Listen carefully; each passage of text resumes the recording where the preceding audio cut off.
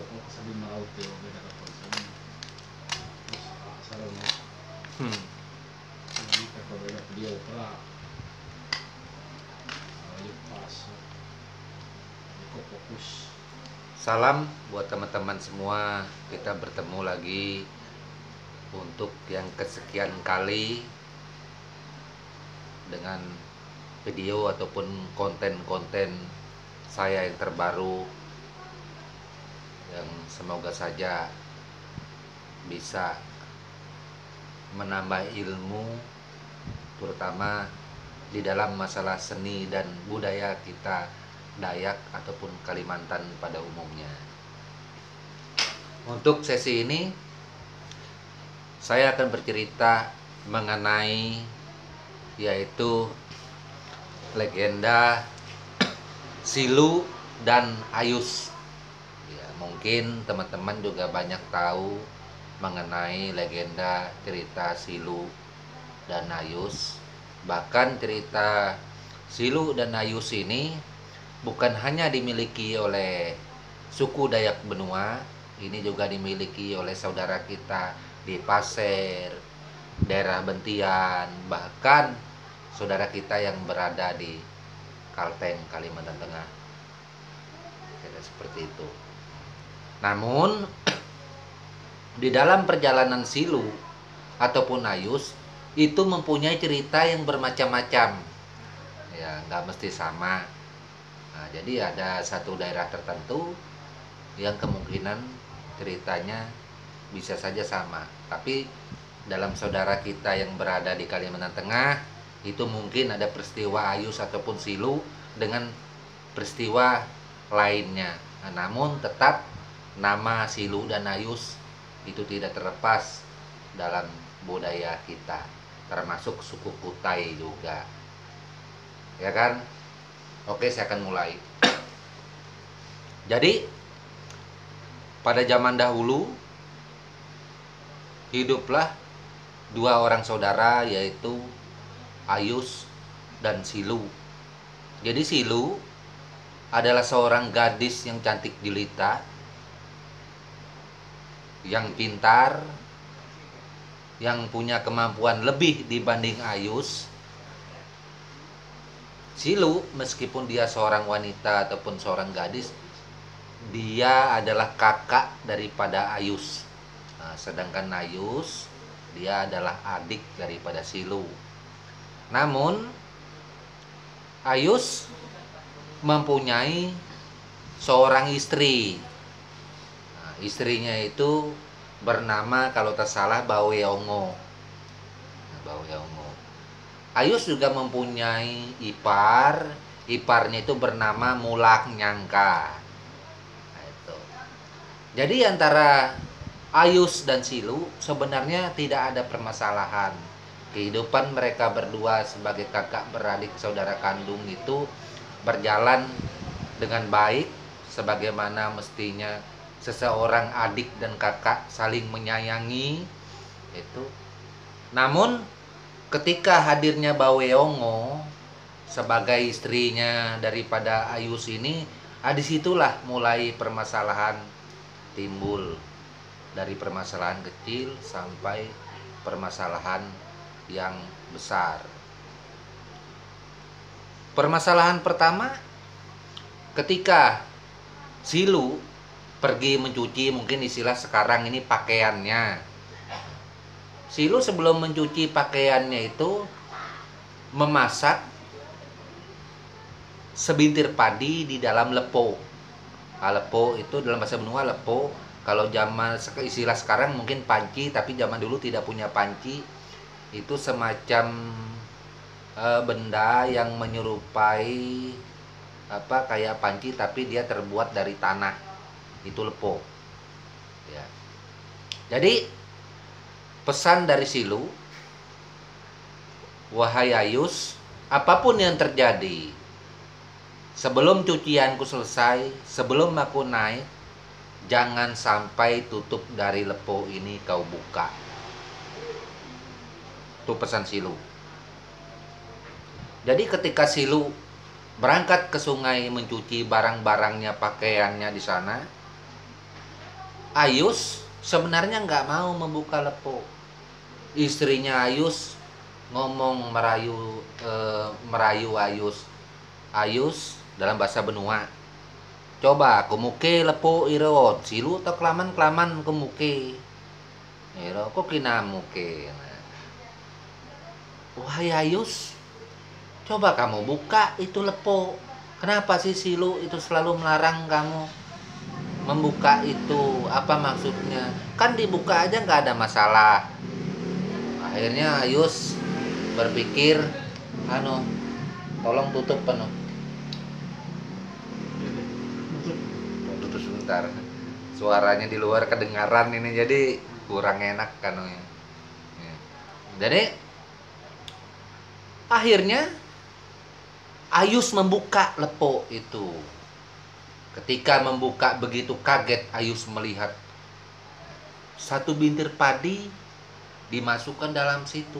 Bagaimana bisa menjadi nasi dengan jumlah orang hitungannya lebih daripada satu orang. Jangankan lebih daripada satu orang aja nggak mungkin bisa kenyang dengan sebintir padi, ya kan?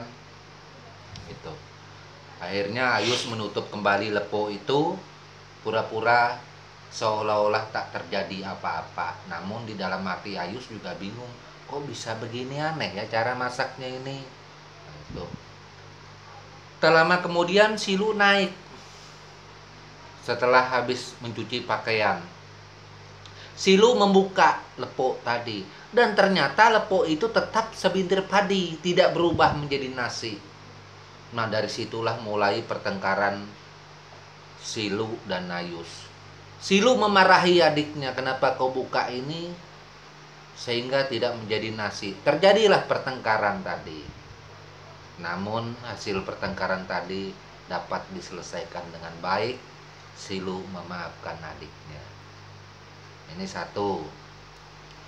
Kemudian ketika mengetam padi musim panen, kan kalau orang ngetam padi itu kan sambil ngetam itu kan dimasukkan dalam keranjang padi, itu tempat padi. Dan Ayus begitu, istrinya Ayus juga begitu, termasuk iparnya Ayus.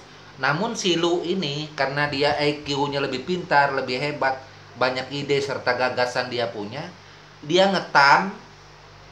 Ada semacam tali di tempat daerah dia ngetam itu menuju ke lumbung. Jadi begitu dia ngetam, padi ini langsung naik jalan, jatuh ke lumbung langsung. Begitu terus menerus. Ternyata istrinya Ayus tidak suka. Istrinya Ayus mengatakan kepada Ayus, wahai suamiku, kenapa kau Silu ngetam seperti itu? Mana ada orang ngetam seperti itu. Ngetam itu kan seperti kita, begitu dapat kan buat dalam keranjang, nanti baru diantar ke lumbung. Terjadilah pertengkaran lagi antara Ayus dan Silu. Namun Silu tetap bersabar, tetap menenangkan diri untuk permasalahan ini, berusaha semuanya baik-baik saja. Namun pada akhirnya peristiwa-peristiwa macam ini terjadi terus. Iya. Terjadi terus. Hingga akhirnya terjadilah pertengkaran besar, perkelahian mulut yang tidak terhindarkan antara dua saudara ini gara-gara istrinya Ayus tadi, Baweyongo. Istrinya Ayus ini dibarengi oleh Mulang Nyangka. Iparnya Ayus juga membela istrinya Ayus. Sementara posisi Silu ini sendirian, tidak ada yang membelanya. Permasalahan ini begitu besar, akhirnya Silu merasa dia harus mengalah dengan menyatakan diri harus pergi meninggalkan tempat mereka tersebut. Kemudian Silu menaiki perahu. Di dalam menaiki perahu segala perkakasnya Silu membawa, beserta tak lupa membawa 2 ekor ayam, ayam betina dan ayam jantan di dalamnya. Mulailah Silu mengayuh perahu itu menuju ke hilir, memasuki sungai, mengayuh perahu itu melewati sungai Jelau. Di manakah Sungai Jelau itu? Sungai Jelau itu terletak di Kecamatan Silungurai, Kabupaten Kutai Barat, Kalimantan Timur. Sungai Jelau. Gitu. Jadi di dalam perjalanan itu Ayus masih emosi. Ayus membuat bendungan besar untuk menghalangi Silu agar tak bisa melewati atau agar tak bisa pergi ke hilir dengan bendungan itu. Namun kenyataannya, Pak, ayam berkokok tetap di sebelah hilir. Silu bisa melewati bendungan itu. Beberapa bendungan itu tetap Silu melewati dengan terbukti ayam selalu berkokok ke arah sebelah hilir. Kemudian Ayus merasa marah karena Ayus meskipun IQ-nya tidak pintar sepintar Silu, namun dia mempunyai kesaktian mandraguna yang tiada taranya. Ayus mencabut pohon banggris yang terbesar. Kemudian pohon banggris itu dibaliknya segala cabang-cabang itu ditancapkannya di tengah Sungai Jelau, akar kayu banggris di atas. Tujuannya apa? Supaya Silu tidak bisa melewati itu untuk menuju ke hilir. Namun kenyataannya sekali ini Ayus tetap gagal. Suara ayam berkokok melewati melewati percabangan sungai antara Muara Pahu. Tetap ayam berkokok di sebelah hilir. Jadi peristiwa-peristiwa itu dari Ayus marah, emosi, kemudian ada sedikit rasa penyesalan menyayangi si kakak.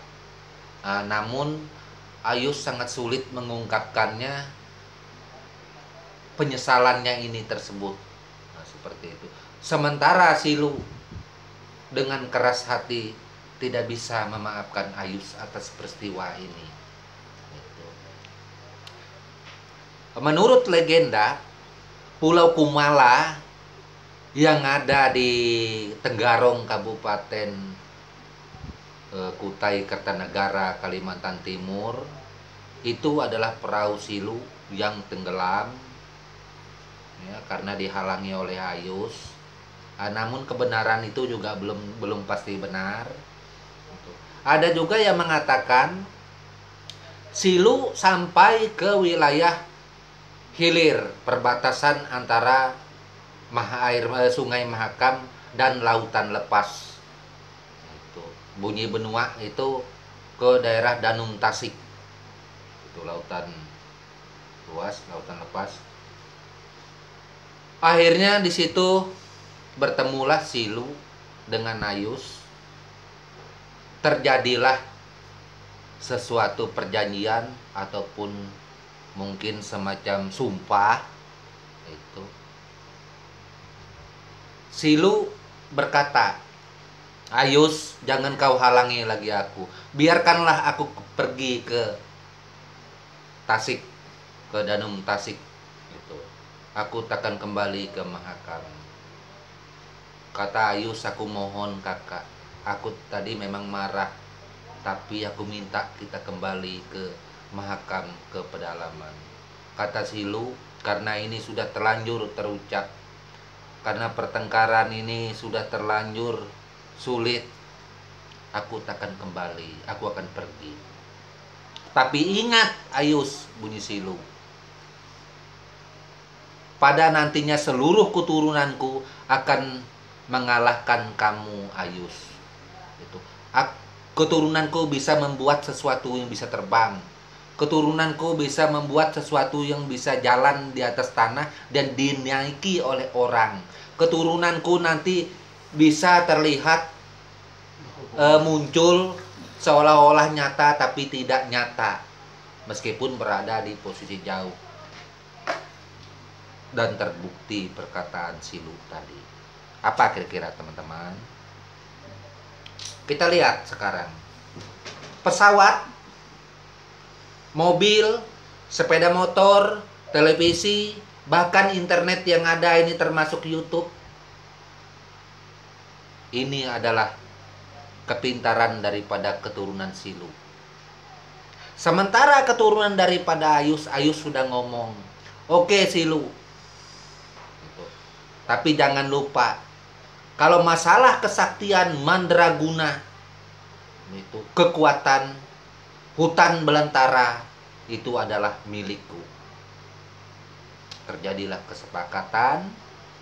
Kalau tak kalah, Ayus kembali ke Mahakam, pulang ke pedalaman, sedangkan Silu berlayar ke lautan lepas ke Danum Tasik. Kita flashback balik dan kita lihat sekarang ini yang namanya keturunan Ayus. Semua keturunan Ayus itu kalau berbicara masalah ilmu kesaktian mandraguna segala mandau itu ini macam, memang orang salut, orang kagum. Siapa? Ya kita Dayak. Ya kita orang Kalimantan. Namun adakah kita orang Kalimantan yang sehebat keturunan Silu? Bisakah kita orang Kalimantan menciptakan pesawat? Bisakah kita orang Kalimantan menciptakan mobil, kita Dayak? Ada nggak kira-kira? Nggak ada kan? Karena kita keturunan daripada Ayus. Justru kita keturunan dari Ayus kita kalah. Mohon maaf, mungkin saya nggak enak bercerita tentang lainnya. Nanti terlalu lepas koridor. Kita kalah. Masalah kepintaran. Namun Silu hatinya ada terketuk sedikit ketika daerah kita Mahakam terjadi kemarau panjang, tanam tumbuh mati semua, orang tidak bisa menanam padi. Menurut legendanya, maka Silu akan mudik ke pedalaman untuk mengunjunginya. Apabila Silu mudik ke pedalaman ataupun Silu di mana dia menoleh, konon ceritanya setiap dia menoleh ke daerah tersebut, maka terjadilah pohon durian segala buah langsat, buah-buahan akan berbuah. Di mana tempat dia berkunjung di sana, maka panen raya akan terjadi. Semua daerah akan menjadi hijau. Hujan akan turun dengan semestinya. Seperti itu. Mungkin dari cerita saya ini teman-teman juga punya cerita lainnya tentang Ayus dan Silu dalam versi yang berbeda.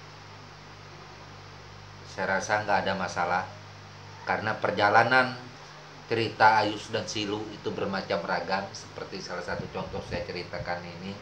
Dan cerita ini seluruh orang benua Kabupaten Kutai Barat Kalimantan Timur mengetahuinya.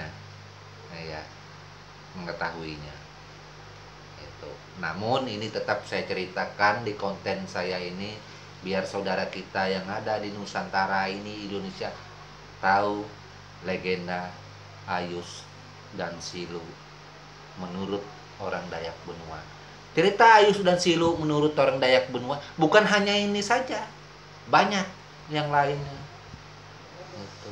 Namun ini adalah sebagian kecil legenda cerita Ayus dan Silu. Ayus dan Silu menurut orang Benua, nah ya kan, itu adalah manusia yang memang mempunyai badan yang besar. Itu, terutama Ayus besar, cuma saya nggak tahu entah seberapa besarnya, pokoknya besar. Bayangkan aja, sesakti apapun manusia biasa ini nggak mungkin bisa cabut batang pohon banggris dan membalik itu semua. Banggris itu besar loh pohonnya. Nah, itu berarti kemungkinan dia mempunyai tubuh lebih besar daripada kita manusia biasa. Di samping dia juga sakti mandraguna. Seperti itu. Jadi teman-teman, mungkin hanya itu yang dapat saya sampaikan, sedikit cerita mengenai Ayus dan Silu. Semoga saja ini menjadi manfaat. Semoga saja cerita dan legenda ini dapat sekiranya diterima dengan baik dan menjadi ilmu untuk teman-teman semua, agar tahu bahwa ini adalah salah satu bagian cerita suku Dayak, terutama Dayak Benua, dan Dayak lainnya juga mungkin ada kesamaan cerita seperti ini. Hanya itu saja, dan tak lupa saya ucapkan mohon maaf kalau ada kata yang salah terhadap teman-teman semua, ataupun ada cerita saya ini yang agak meleset, sebenarnya tidak seperti itu. Saya mohon maaf sekali itu, karena dalam menyampaikan cerita ini saya juga belum berani mengatakan bahwa cerita ini 100% seperti itu. Mungkin ada hal yang ketinggalan saya ceritakan, mungkin ada hal yang terlalu berlebihan antara Ayus dan Silu. Namun saya mempunyai tujuan yang baik, kepingin mengangkat seni dan budaya kita, terutama yaitu Dayak. Oke, salam semuanya, dan tak lupa saya ucapkan semoga kita sama-sama sehat, sukses selalu, dan tabe.